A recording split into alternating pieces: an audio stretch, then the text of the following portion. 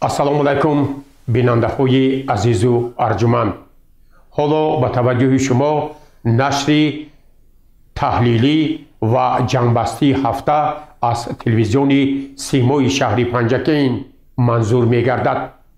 ба ҳамагон маълум аст ки давоми ҳафтаи сипаришуда дар кишварҳои ҷаҳон ҷумҳурии Тоҷикистон, вилояти Суғд ва шаҳру деҳоти Панҷакейн рӯйдоду воқеаҳои гуногуне ба амал омаданд ки ҳоло хабарнигорони мо муҳимтарин рӯйдодҳои ҳафтаи сипаришударо барои шумо пешниҳод месозанд.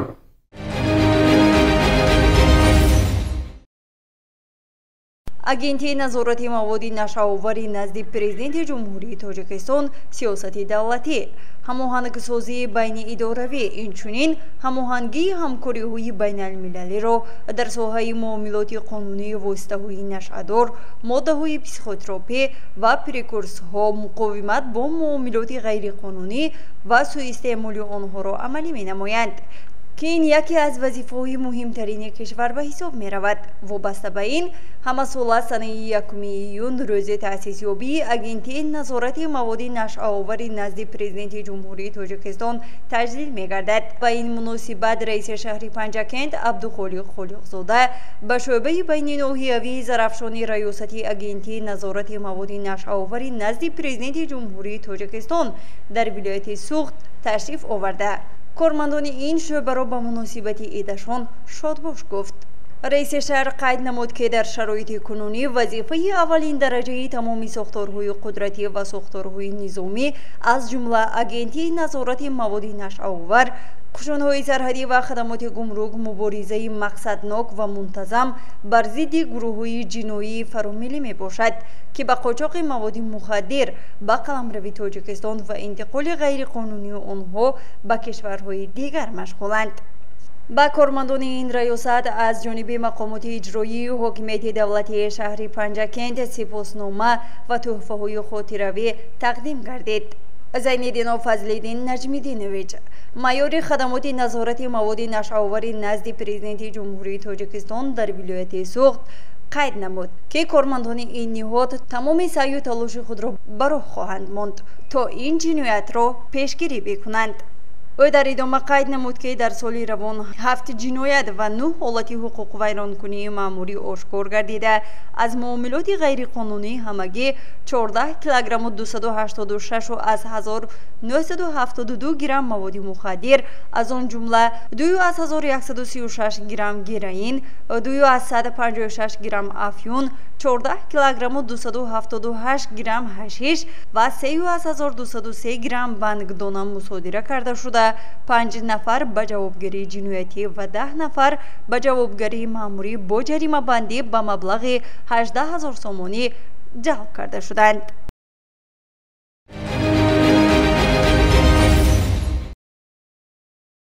ба муносибати истиқболи ҷашни 35-солагии истиқлоли давлатии ҷумҳурии Тоҷикистон имрӯзҳо дар тамоми ҷумҳурӣ бунёди иншооти таъиноти гуногун идома дорад. шаҳри Панҷакент низ дар қатори дигар шаҳру навоҳии кишвар ба таҷлили ин санаи фархунда омодагӣ мебинад. дар ҷамоати деҳоти Халифа Ҳасани шаҳри Панҷакент бунёди иншооти таъиноти гуногун ба истиқболи ҷашни 35-солагии истиқлоли давлатии кишвар бо маром идома дорад. раиси шаҳри Панҷакент Абдухолиқ Холиқзода зимни сафари корӣ ба ҷамоати деҳот дар маросими ба истифода додани як қатор иншоотҳо иштирок намуда ба ин иқдоми соҳибкорон баҳои баланд дод. яке аз иншоотҳои ҷашни ин мағозаи фурӯши маводи кимиёӣ барои соҳаи кишоварзӣ мебошад. бо номи Somon Agro сохта ба истифода дода шуд. бо ташкили он барои кишоварзон дастрас намудани маводи кимиёӣ барои рустанипарварӣ зарурӣ аз ҷумла нурӣ, заҳрҳои кимиёӣ, мубориза бо ҳашароти зиёновар ва касалиҳои зироату боғу ток беҳтар мегардад. ман Бурҳонов Рофе соҳибкор мақсад доштем ки ҳамин чиза кушоям ки барои این جماعت خلیفه سر مردم برای همین طلبات زیاد بود جایی که ما موقع گرفته که این خودش دهقانا با نزدیک کاری ما نفت اسیسته و باور برم که ما بزرجا بسیار میشودیم کاری ما پیش بریم در مغازه ما بسیارتر زخمقت ها برای گربیسید شالی برای سبزی پیاز زخمقت ها برای کرم حشرات ها پیشگیری کرده پرافیلاکسی مثل درخت ها سیب تمام سبزیجات و میوه‌جات ها داریم. در ادامه سفر کاری خود رئیس شهر در رفتی به استفاده دادن نقطه شستشوی ماشین ها که از جانب صاحبکار جرایف مومن جان ساخته به استفاده داده شده است اشتراک نموده با این اقدام صاحبکار بهای شایسته داد. مورد به قید است که در این نقطه شستشویی نه تنها نقلیات بلکه شستن قالین ها نیز در نظر است. جرایف مومن جان با رئیس شهر اطلاع داد که نقطه شستشوی ماشین ها به طور موثر ساخته شده آن به خوبی به ساکنان خدمت خواهد کرد. 5 میلیون 6 میلیون متر منا آب کاف وات اسموس اکتیو پینش همین ماشینی که بسیار به حد بیرونش چرکین همون چیزا توضیح میکنه. قید گردید که مقامات اجرایی حاکمیت دولتی شهر اقدام صاحبکاران را جهت بنیاد انشاءات گوناگون و تشکیل جایهای نوی کاری همه‌جانبه دستگیری می‌نماید.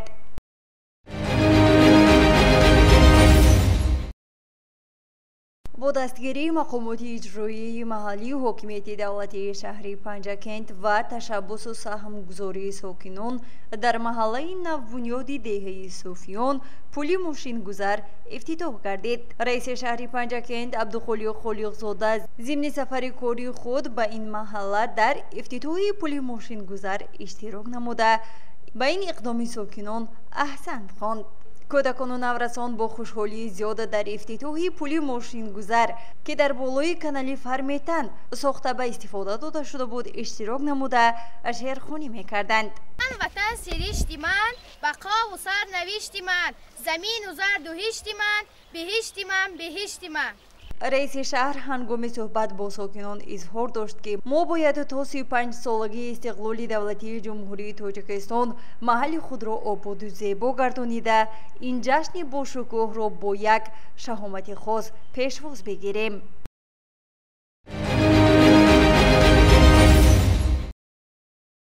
استفاده عاقلانه زمین به گردش کشاورزی در آوردن زمین‌های بیکار خوابیده و تشکیل جای‌های نوی کاری برای پیشرفت کشور نقشی بارز می‌گذارد. حکومت کشور در برابر دیگر ساحه‌ها به باغداری نیز توجهی مخصوص ظاهر می‌کند که امروز بازارهای کشور با میوه‌های خوش‌صفت تامین است. اقلیم تاجیکستان برای باغداری بسیار مساعد بوده مهنت خوب کفیل حاصل دلخواه است. رئیس شهر پنجکند عبدالخالق خالقزاده ضمن بازدید از جماعت دهات خلیفه حسن با فعالیت صاحبکار و کشاورز عبدالسلام واحدوف آشنایی پیدا نمود. عبدالسلام واحدوف باغ گیلاس بنیاد نموده همه روزه حاصل آن را به بازار میبرارد و آن خریداران زیاد هم دارد. ضمن صحبت گفته شد که بعد چند حاصل لیمو نیز در گرمخانه اویلوی او پخته می رسد. رئیس شهر پنجکند عبدالخالق خالقزاده برای وسیع نمودن باغ گیلاس و پرورش لیمو در گرمخانه مصلحت‌های مفید داد. ضمن این سفر همچنین رئیس شهر پنجکند عبدالخالق خالقزاده از رفت کشت و پرورش کارتوشکا و دیگر زراعت در خواجگی‌های دهقانی جماعت دهات دیدن نموده دستور داد که کشت کارتوشکا ادامه داده شود. کشاورزان خواجگی‌های دهقانی این جماعت حالا در 247 گکتار کارتوشکا شینانیده میدان آن را تا انجام موسم کشت به 535 گکتار رسانیده‌اند. همچنین رئیس شهر پنجکند عبدالخالق خالقزاده ضمن سفر کاری به جماعت دهات خلیفه حسن از فرمه چارواداری صاحبکار فیروز جمعیف دیدن نمود. اطلاع داده شد که در فرمه مذکور 50 سر چاروای کلان گوشتی پرورش کرده می شود و برای زیاد نمودن سرشمار چاروا دسترس کردن چاروای خوشزاد دستور و توصیه ها داده شد. گزارش شادانه همراه و شاه حسین صالحوف.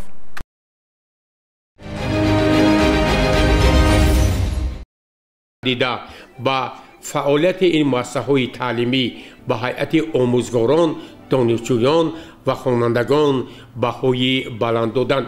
در یک جمع‌آمدی با شکوهی ایدانه، سردار شعبه حفظ محیط شهر پنجکین اسماعیل زاده شهرجان ضمن سخنرانی خویش پیرامون نقش این ساختار در دوست داشتن طبیعت، بلند برداشتن معرفت اکولوژی مردم، حفظ محیط زیست ما سخن گفته پیرامون تشبس‌های جهانی اساسگذار صلح و وحدت ملی، پیشوای ملت، پرزیدنت جمهوری تاجیکستان وابسته به آب تازه، تغییریابی اقلیم و همزمان اعلان گردیدن سال 2025 سالهای حفظ پریخ‌ها و همزمان روز پریخ‌ها اندیشه و ملاحظات خویش را بیان نموده اظهار داشت که امروز شعبه برای تامین قانون‌ها و آن سندهای معیاری حقوقی تمام جهد و تلاش‌های خویش را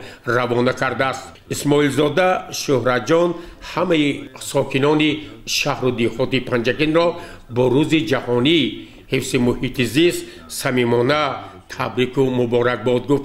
سپس در یک فضای تنتنوی به نمایندگان ساحه‌های گوناگون، کارمندان و سابقه‌داران شعبه و آموزگاران، دانشجویان و خوانندگان مؤسسه‌های تعلیمی از جمله مؤسسه تعلیمی رقم 3 شهر پنجکین برای همکاری و همزمان تهیه نمایشگاه‌ها و دیگر چاره‌بینی‌های فرهنگی و اطلاعاتی، سپاسنامه‌ها و تحفه‌های خاطروی شعبه حفظ محیط زیستی شهر پنجکین تقدیم گردید. در این جمع‌آمدی با شکوه رئیس کمیسیون حزب خلقی دموکراتی تاجیکستان در شهر پنجکین مستانه مرادزاده کارمندان شعبه و مردم دیار باستانی‌مان را با روز جهانی حفظ محیط زیست تبریک و شادباش گفته با کارمندان شعبه و فعالان حفظ محیط زیست سپاسنامه‌ها و تحفه‌های خاطروی کمیسیون حزب خلقی دموکراتی تاجیکستان را سپارید. از طرف رهبریت تلویزیون آریانور نیز با یک قطار متخصصان و کارمندان شعبه حفظ محیط زیست شهر پنجکین برای همکاری سرپرستی برنامه‌های تلویزیونی، سپاسنامه‌ها و تحفه‌های خاطروی اهدا گردید. از طرف خوانندگان مؤسسه‌های تعلیمی، مؤسسه تحصیلات میانه عمومی رقم 3 برنامه ادبی و فرهنگی نمایش داده شد. اهل فرهنگ شهر باستانی پنجکین با برنامه رنگارنگ ایدانه خاطر اشتراکشان این جمع‌آمدی با شکوه را شاد و مسرور گردانیدند. گزارش عباس همراه‌زاده و خیام چورایف.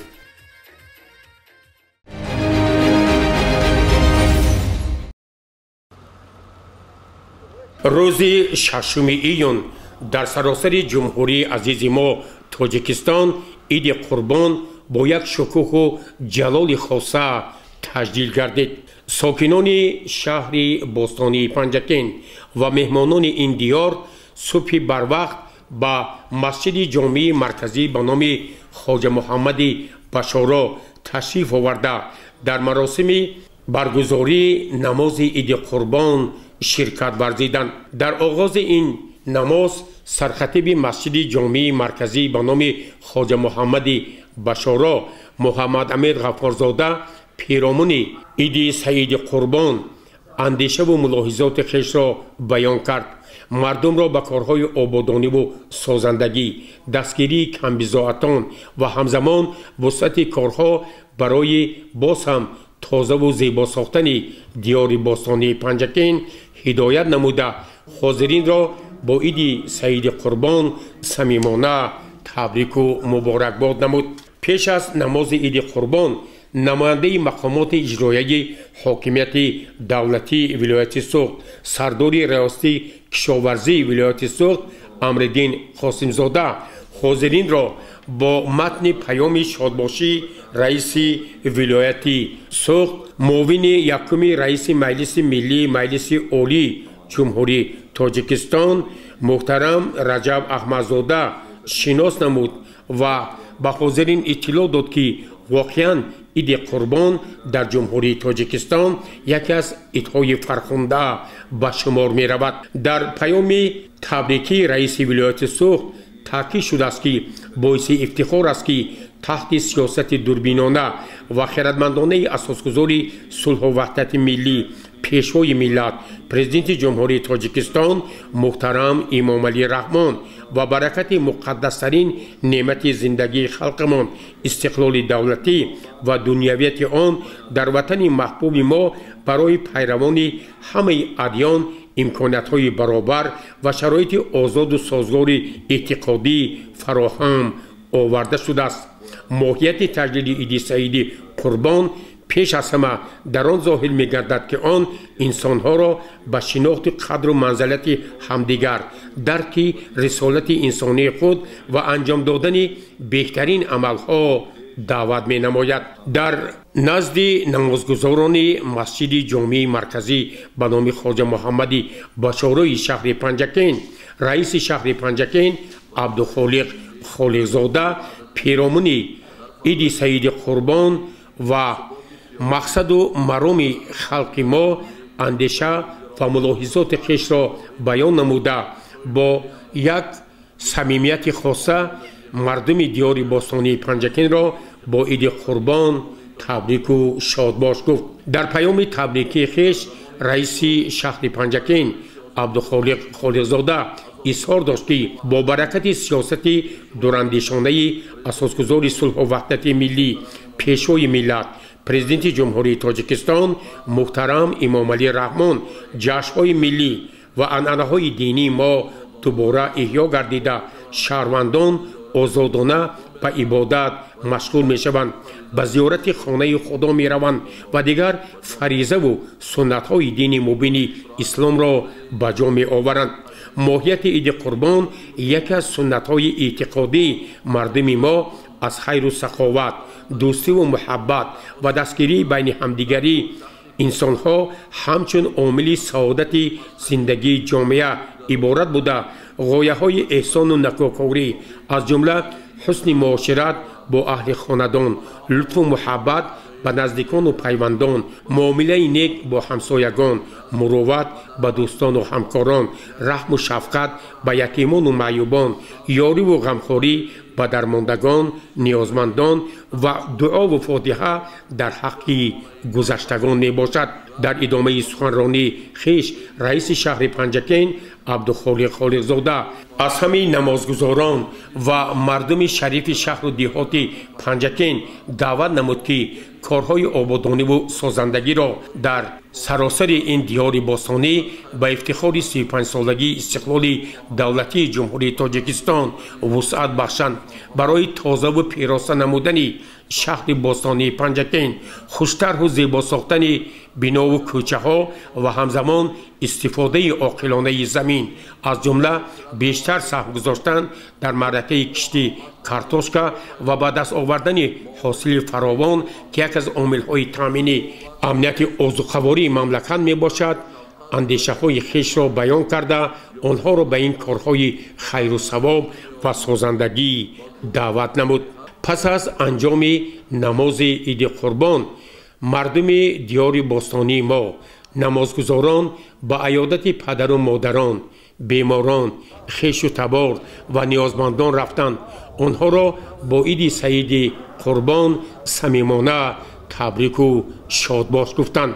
аз рӯи иттилои бахши танзими анъана ва ҷашну маросим дар шаҳри Панҷакен дар 18 масҷидҳои шаҳру деҳоти Панҷакен намози иди Қурбон баргузор гардид ки дар он 16 000 нафар сокинони диёри бостонии мо ширкат варзида ҳамагон барои ободонии Тоҷикистон, рушду рифоҳи ин кишвар, таъмини амну субот ва пешравӣ дар тамоми соҳаҳо даст ба дуо бардоштанд.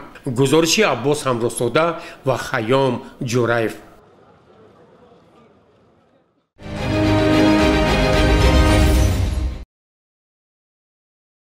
در زمینه دستور سپارش‌های اساسگذاری صلح و وحدت ملی پیشوای ملت پرزیدنت جمهوری تاجیکستان محترم امامعلی رحمان و وظیفه‌گذاری‌های رئیس ولایت سوخت رجب احمدزاده غمخواری برای پیرانسالان و معیوبان در مد اول قرار دارد.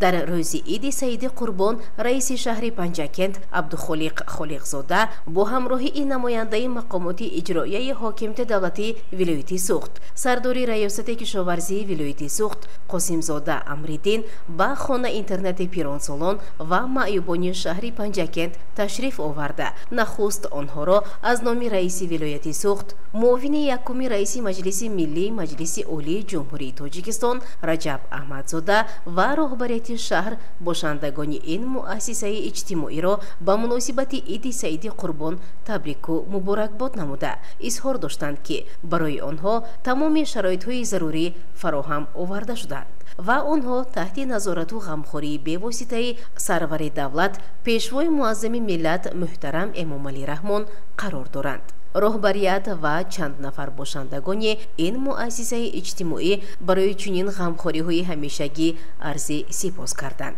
همزمان برای باشندگان خانه اینترنت پیرانسالان و معیوبان دستورخوان عیدانه آراسته شد و از طرف بخش فرهنگ شهر پنجکند برنامه کنسرتی نمایش داده شد که به حاضرین فرح و شادمانی بخشید.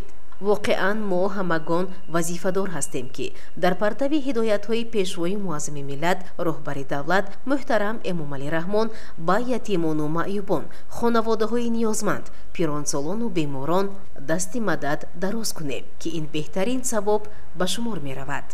گزارش مینسا تامولویوا و طلبشاه توشیف.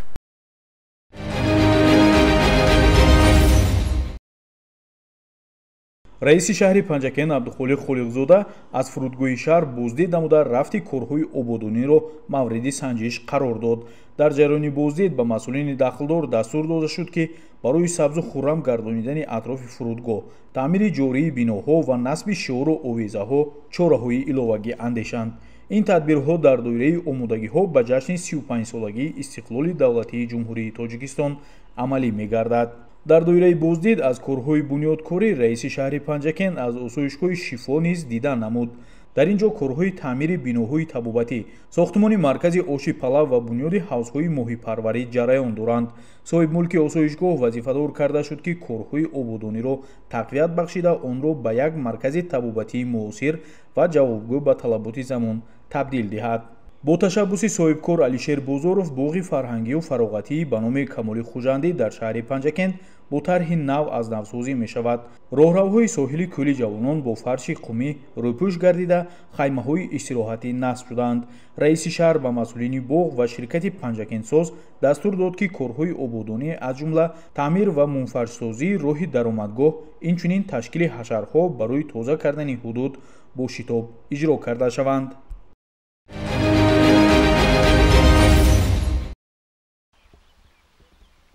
در رفت سفر کاری رئیس شهر پنجکند عبدالخالق خالقزاده از دهه صوفیان جماعت دهات خلیفه حسن از پایگاه آبکشی دیدن نمود و ذکر گردید که این پایگاه با مبلغ گذاری اهالی دهه بنیاد گردیده برای 70 خواجگی خدمت میکند. در ادامه سفر کاری در جماعت دهات خلیفه حسن دهه صوفیان رئیس شهر عبدالخالق خالقزاده از رفت آبادکاری و تازه و آزاده نگاه داشتن آرامگاه دهه دیدن نمود. باید تذکر داد که با دستگیری مقامات اجرایی محلی حاکمیت دولتی شهر پنجکند و با مبلغ گذاری ساکنان دهه درآمدگاه آرامگاه و بالاپوش آن از نوسازی کرده شد. رئیس شهر قید نمود که با راه اندازی کاری خیر در آبادانی و سازندگی و تازه نگاه داشتن آرامگاه ها سهم گذاری کرده شود. گزارش دلافروزی حفیظ، خیام جرایف و زرهونی نعمت الله.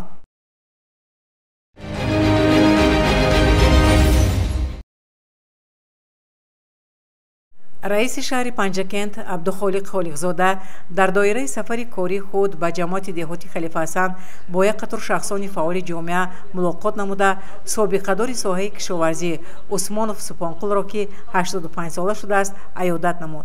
ضمن بازدید رئیس شهر از سهم ارزنده عثمانوف سپانقل در رشد ساحه کشاورزی و آبادی دیار قدردانی نموده اظهار داشت که چنین شخصیت‌ها نمونه عبرت برای نسل نورس میباشند. او تاکید کرد که خدمت‌های صادقانه سابقه‌داران همیشه در خاطرات مردم باقی خواهد ماند. با عثمانوف سپانقل تحفه‌های ادانه و تحفه‌های رمزی مقامات اجرایی حاکمیت دولتی شهر تقدیم گردیده سلامتی بردوام و روزگار آباد تمنا کرده شد. مقامات شهر تاکید می‌کند که غمخواری به سابقه‌داران و پاس داشتن زحمت و خدمت‌های آنها یکی از سمت‌های مهم سیاست اجتماعی رهبریت کشور به حساب می‌رود. گزارش میسره طلایeva و شاهحسین صالحوف.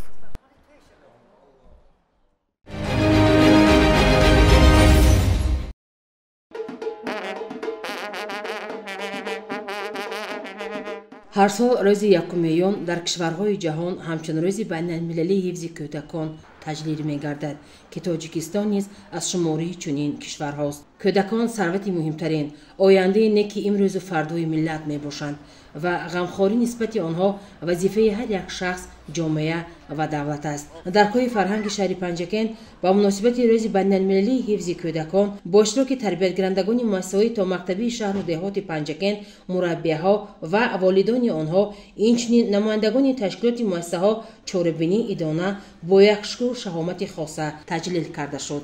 قبل از آغاز چاره‌بینی معاون رئیس شهر پنجکن مراد شکرزاده چون انانه که کودکان در روی اسفالت در موضع‌های گوناگون رسم کشیدن دیدن نموده هر یک تربیت‌گرندگان را با تحفه سرفراز نمود.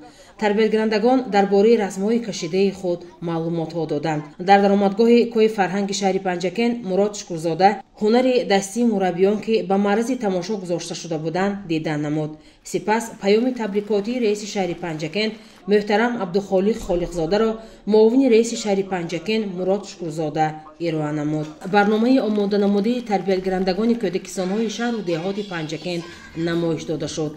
کودکان با یک روحیه ادانه، با لباس‌های زیبا و شنم، با یک شادی و نشاط روز بین‌المللی حفظ کودکان را خرسندانه جشن گرفتند. گزارش دلشاد حلیم و خیام جورایف و شاهحسین صالحوف.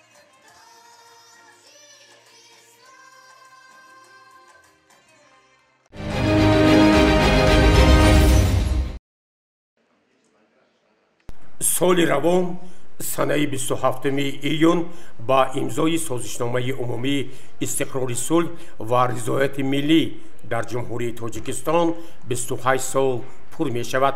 به این مناسبت در زمینه نقشه چاره‌بینی‌های شورای ولایتی و شهری حرکت وحدت ملی و احیای تاجیکستان در شهر پنجکن محفل تلویزیونی تحت عنوان پیشوای ملت کفیل صلح و وحدت ملی برگزار گردید. در تالار کلان طربخانه دوستی شهر پنجکن رهبریت و فعالان حرکت جمعیتی وحدت ملی و احیای تاجیکستان در ولایت سوخت شهر پنجکن، نمایندگان ساحه‌های گوناگون خواجگی خلق از جمله کارمندان مسئول مقامات اجرایی محلی حاکمیت دولتی شهر پنجکن، کمیسیون حزب خلقی دموکراتی تاجیکستان در شهر پنجکن، سابقه‌داران جنگ و مهنت، سربازان بین الملل، آموزگاران، اهل ضیا، خوانندگان مؤسسه‌های تعلیمی و دیگر قشر جامعه شرکت ورزیدند. با سوالهای گروه ایجادی تلویزیون سوخت نمایندگان ساحه‌های گوناگون پیرامون نقش تاریخی پیشوای ملت اساسگزار صلح و وحدت ملی پرزیدنت جمهوری تاجیکستان محترم امامعلی رحمان در تامین صلح و وحدت، رشد اقتصادی و اجتماعی، وسعت کارهای آبادانی و سازندگی، معرفی تاجیکستان همچون کشوری صلح و وحدت آباد برای جهانیان اندیشه و ملاحظات خویش را ارزیابی نموده حاضرین و مردم وطن عزیزمان را با فرارسی روز وحدت ملی صمیمانه شادباش گفتند. از طرف اهل فرهنگی شهر پنجکن برای اشتراکچیان این محفل تلویزیونی برنامه رنگارنگ کنسرتی نمایش داده شد. مورد ذکر است که برنامه تهیه شده در عرفه 28مین سالگرد روز وحدت ملی توسط تلویزیون ولایت سوخت و دیگر شبکه‌های تلویزیونی نمایش داده می شود. گزارش عباس همراه‌ساده و خیام جورایف.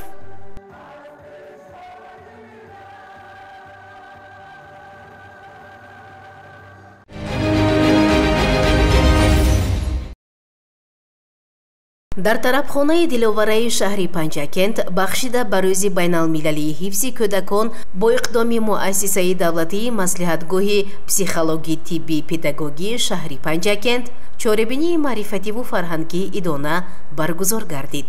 дар бораи дастгириҳои ҳукумати ҷумҳурии тоҷикистон мақомоти иҷроияи ҳокимияти давлатии вилояти суғд ва шаҳри панҷакент ва дигар созмонҳо мудири маслиҳатгоҳи психологии тиббии педагогии шаҳри панҷакент насиба қурбонова сухан гуфта ҳамаи кӯдакон ва волидони онҳоро ба ифтихори рӯзи байналмилалии ҳифзи кӯдакон табрику муборакбод намуд.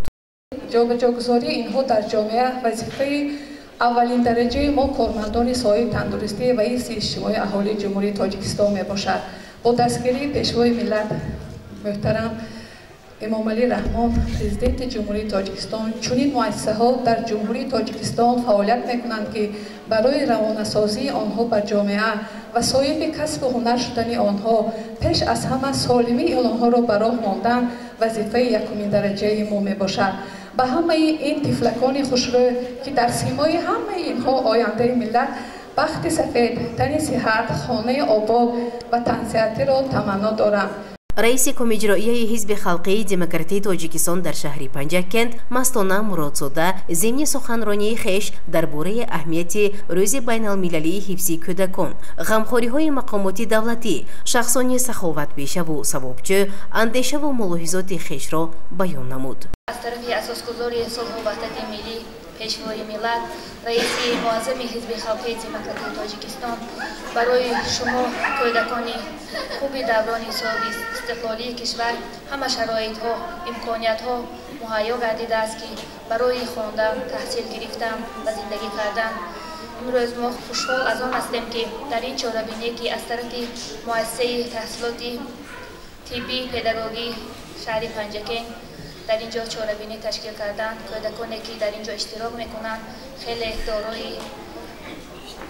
дорои хуби шаклҳои лаёқат ҳастанд ва боварии комил дорам ки дар оянда низ барои булгуршукуфии тоҷикистони азизамон саҳми худро мегузоред ва фарзандоне ба воя мерасед ки барои пешбурди ҷомеаи демократии тоҷикистон саҳми назараси худро гузошта парчами давлатии ҷумҳурии тоҷикистонро дар арсаи байналмилалӣ бори дигар баланд мебардоред. ба ҳамаи шумо бори дигар ид муборак бошад ва ба шумо таманно дорам ки ҳамеша саломату сарбаланд ва дар осмони хуби даврони кӯдакиро таманно дорам. саломату сарбаланд бошед.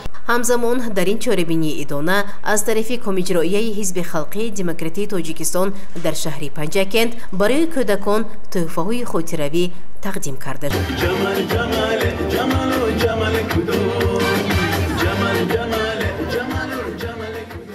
дар ин чорабинӣ намояндагони соҳаҳои гуногун ба сухан баромада оид ба таваҷҷӯҳу ғамхорӣ нисбат ба кӯдакон махсусан кӯдакони имконияти маҳдуд дошта ва фароҳам овардани шароитҳои мусоид барои онҳо ибрози андеша карда иштирокчиёни ин чорабинӣ ва мардуми диёри ин босониямонро ба муносибати рӯзи байналмилалии ҳифзи кӯдакон шодбош гуфтанд. бояд гуфт ки дар чорабинии идона махсус таъкид гардид ки бояд аҳли ҷомеа нисбат ба кӯдакони маъюб ва оилаҳое ки ба дастгирӣ ниёз доранд мунтазам ғамхорӣ намоянд зеро кӯдакон ояндаи миллат мебошанд. барномаи адабию фарҳангӣ намоишдодаи хонандагони муассисаҳои таълимӣ ва тарбиятгирандагони кӯдакистонҳо хотираи ҳозиринро шоду масрур гардонид. гузориши муинса Тамулоева ва Шоҳусайн Солеҳов.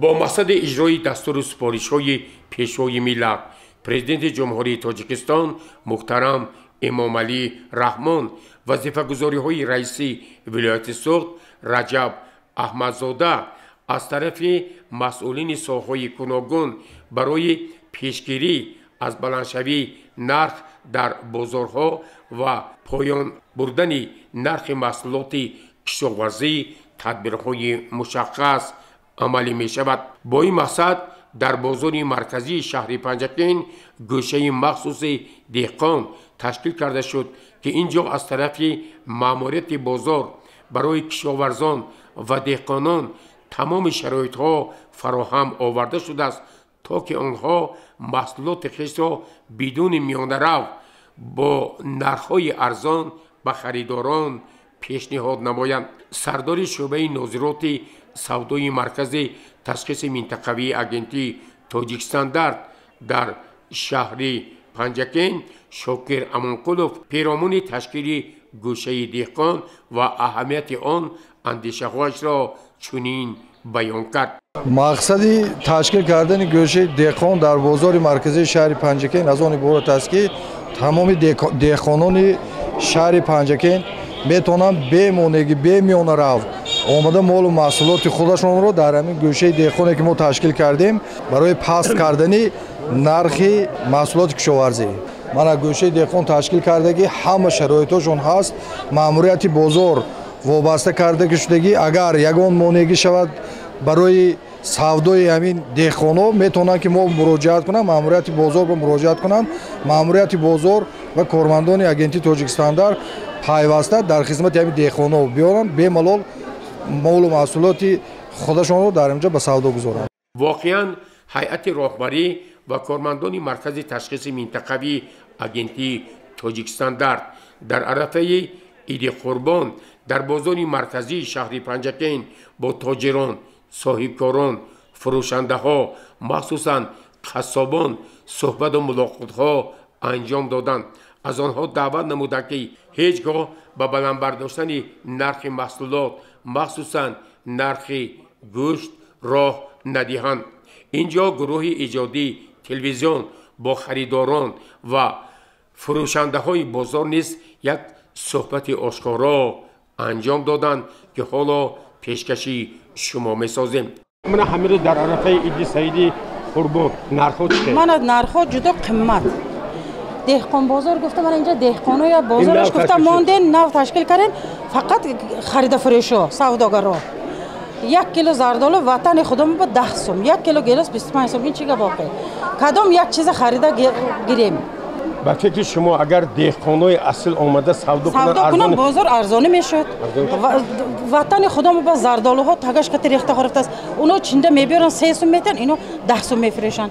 کنی انصاف. شما خرسند گوشه دهقان تشکیل شده است؟ البته خرسند مهان کنی دستگیری کنن که خلق با ارزان شود خلق با قین حاضر. من راسیه هایم نمانداز خلق های راسیه بود که همه پول بسیار بود کار دهقان کتی میبیارن ارزان میتن اینو قیمت میفروشن. 1 کیلو گوشت 100 سوم ما 3 ماه 4 ماه با گوشت ندیدیم خرید نمیتونیم. چند سال بازم بازار کار میکنه؟ من 1-4-5 سال باز در همین بازار میوه میفروشم رسد. من همین نهال هایی که برای کوچک همه خودتون استحصال میکنید یا از دیگه جا میخرید؟ همیش این دهقان خانه خودم. دهقانی؟ بله. شما چه دهقانه میفروشید؟ ها. من امروز اینجا به گوشه دهقان تشکیل کردن. شما با همین چیز معقول یا نه؟ البته با همین ما معقول من آزادانه میبیم میشینیم من جوک شدیم و با جو خالی هست بیان شینم. امروز بازار چی آورید؟ گیلاس چند سومونی؟ 5 سومونی. 5 سومونی؟ انیق می؟ انیق من. پاگم مردم میگن که در پیش کامیرا 5 سومونی میگن رفتتون 15 سومونی میشود. ایده کو. من همجا گوشه دهقان تشکیل کردگی. همین کار خوب می؟ بهترین کار من که ما پاسه همجا رامده سودا میکنیم. چی ارزان میبیارید؟ ارزان همه وقت چی داره؟ مقصد ارزان کردن میدونید؟ ارزان کردن. واقعا تشکیل گوشه دهقان در بازار مرکزی شهر پنجکین اقدامی شایسته می باشد. از طرف کارمندان مرکز تشخیص منطقوی اگنتی تاجیکستان فعالیت این گوشه مخصوص تحت نظارت گرفته می شود. ما امید می کنیم که ماموریت بازار برای دهقانان و آنهایی که محصولات کشاورزی را خودشان استحصال می کنند امکانات شرایط های مساعد فراهم می آورند تا که آنها در گوشه دهقان محصولات خیش را با نرخ‌های نسبتاً ارزان به فروش گذارند که این امروز برای ساکنان و مهمانان شهر پنجکین خیلی مهم است و امید میکنیم که گوشه دهقان به معنای تام به یک فروشگاه دهقانان با نرخ‌های نسبتاً ارزان تبدیل خواهد یافت. گزارش عباس همراساده و خیام جورایف.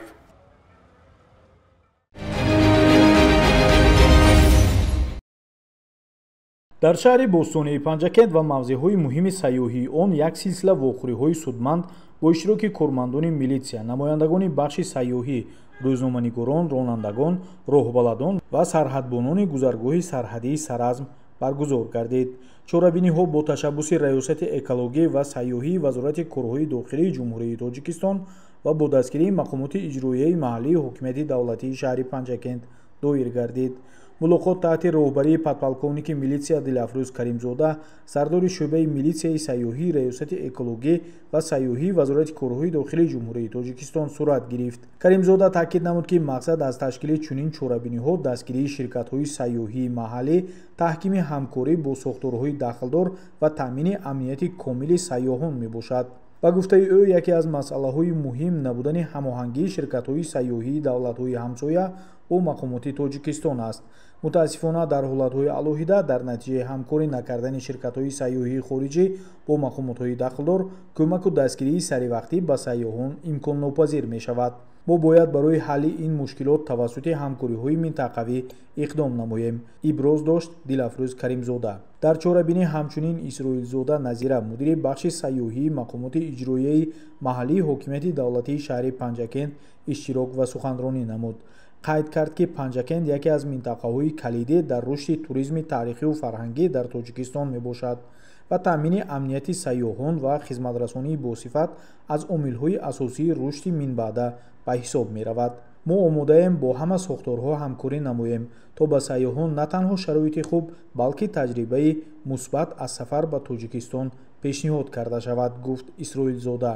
иштирокчиён масъалаҳои муҳими таъмини амният, сатҳи хизматрасониҳо, нақши роҳбаладон ва зарурати ҳамоҳангсозии фаъолияти байни кишварҳои ҳамсояро муҳокима карданд. мулоқот ҳамчун қадами муҳим дар рушди туризми устувор ва таҳкими ҳамкории сохторҳои марбут дар сатҳи маҳаллӣ ва минтақавӣ арзёбӣ гардид.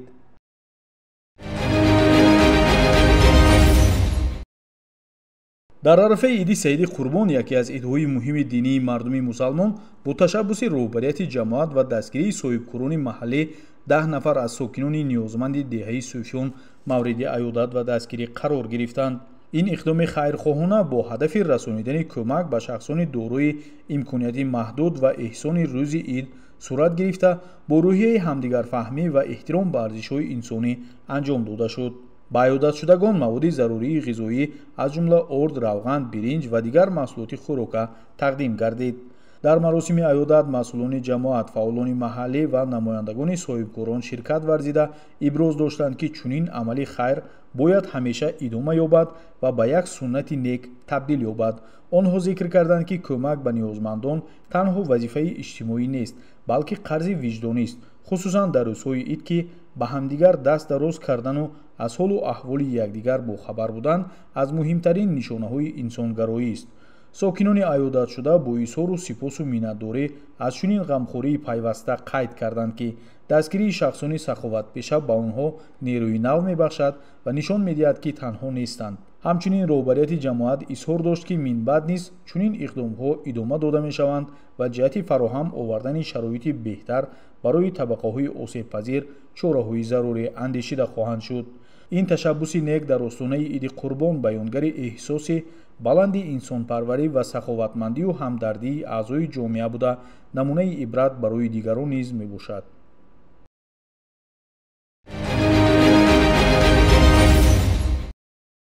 дар китобхонаи марказии шаҳри Панҷакент ба номи устод Убай Раҷаб ҷанбасти озмуни телевизионии шери лоиқ баргузор гардид.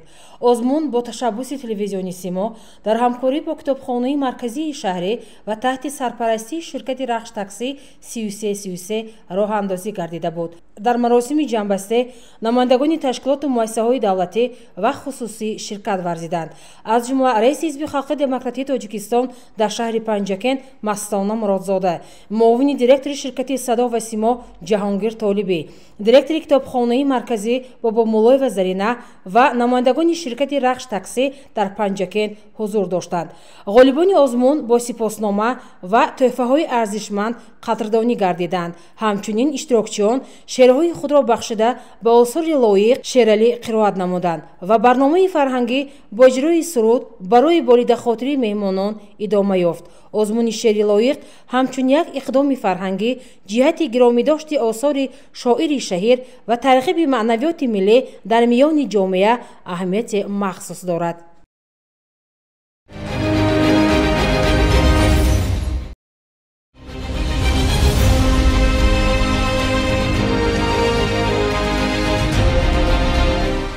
Абдулло Бақоев сокини шаҳри Панҷакент, яке аз варзишгарони маъруфи шаҳру деҳоти Панҷакент, вилояти Суғд ва ҷумҳурии Тоҷикистон дар мусобиқаи байналмилалӣ сазовори ҷойи аввал ва медали тилло гардид.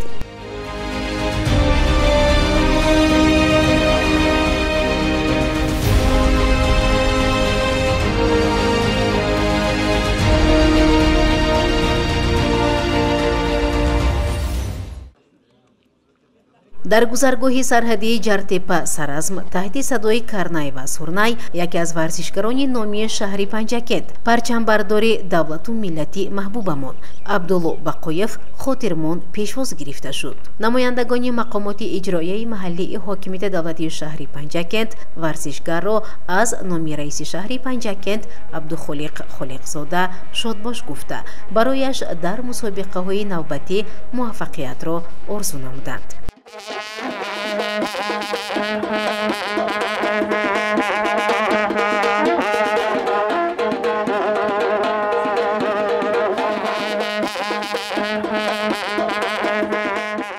ёдовар мешавем ки аз санаи 27 май то 1 июни соли равон дар шаҳри Докаи давлати Қатар дар чемпионати устодони Осиё байни давлатҳо вазнбардори маъруф Абдулло Бақоев ширкат варзида сазовори ҷойи аввал гашта парчами миллии ҷумҳурии Тоҷикистонро парафшон намуд.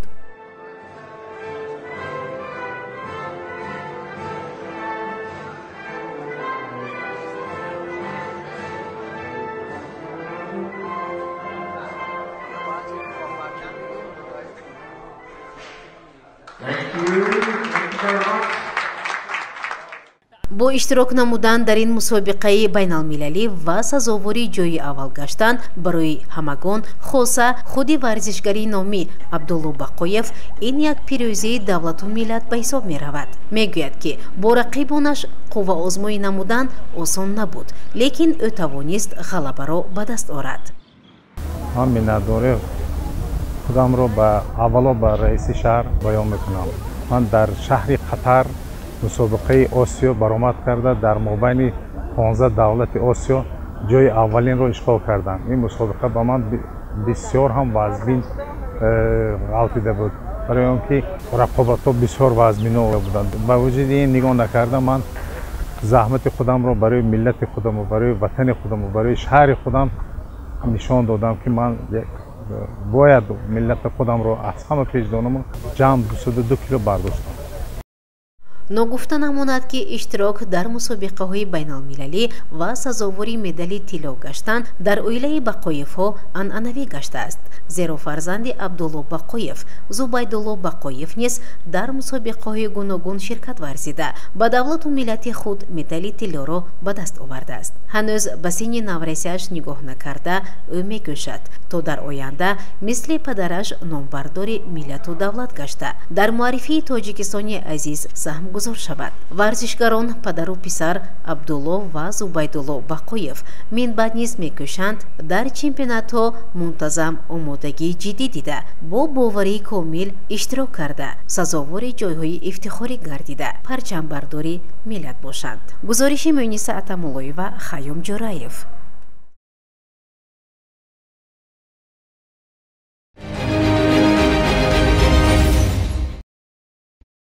воқеан ҳафтае ки сифарӣ гардид дар хотироти мо бо рӯйдоди воқеаҳои гуногунаш сабт хоҳад шуд. инак ҳафтаи нав оғоз меёбад.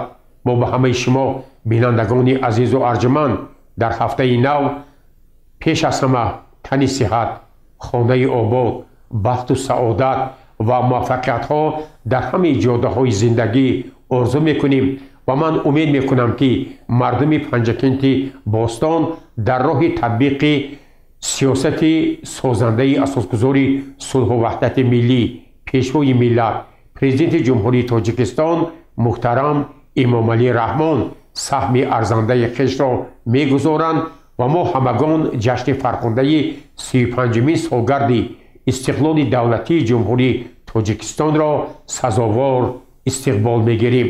саломату сарбаланд бошед.